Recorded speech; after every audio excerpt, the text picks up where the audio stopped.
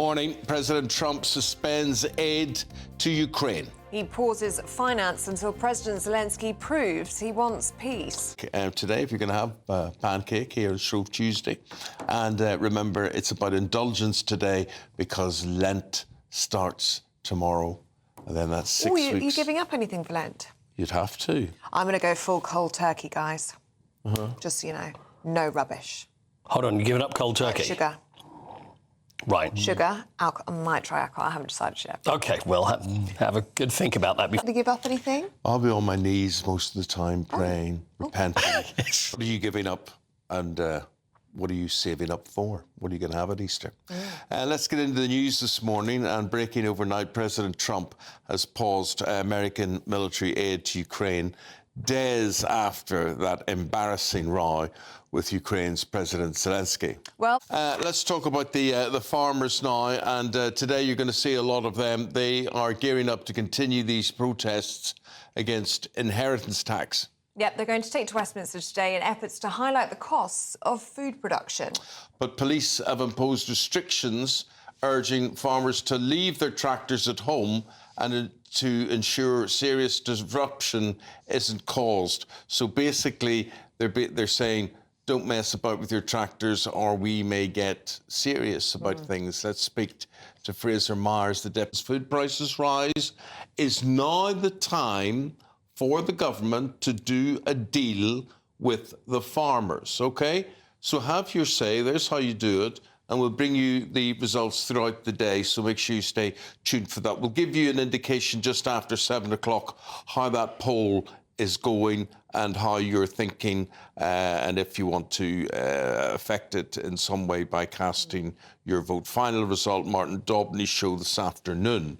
Fraser, for the moment, thank you very much. I've been saying this morning, please do have your say. And now we will have a look at some of the other stories coming into the newsroom. Tariffs announced by President Trump. Aidan McGivern with the weather picture. Let's have a look. Let us know what you're having. Marshmallow spread. Yeah, it's the thing. On your toast. It's quite nice. John says, I remember when I was a child and my mum was flipping pancakes and when she tossed them up in the air, they often stuck to the ceiling. Yeah, that's good. Very good. We're already thinking about Lent as well. Of course, Lent starts tomorrow. John says he's giving up Snickers, Twirls and fruit and nut. The chocolate, I assume. And Brenda says she needs to stop eating biscuits. Don't we all, Brenda? Don't we all? And, it's the small joys in life, biscuits. Yeah, and talking about sweet things, which JD Vance is not. A lot of you, Ivor, Ian, Jill, all big fans of Vance, and you think he's exactly what's needed. Farmers, Jack says, I've been to 3 farming protests. I'm going again today. They're brilliantly friendly. They're not just for family farmers, they're also for family businesses which are being hit in the same way by this insanely deaf government. OK, up next, broken Birmingham Council. We'll be telling you more about what's happening there. Maybe you can tell us some more. This is Breakfast with Eamon and Ellie. More than £140 million in spending is expected to be cut. Let's go to our West Midlands reporter, Jack Carson.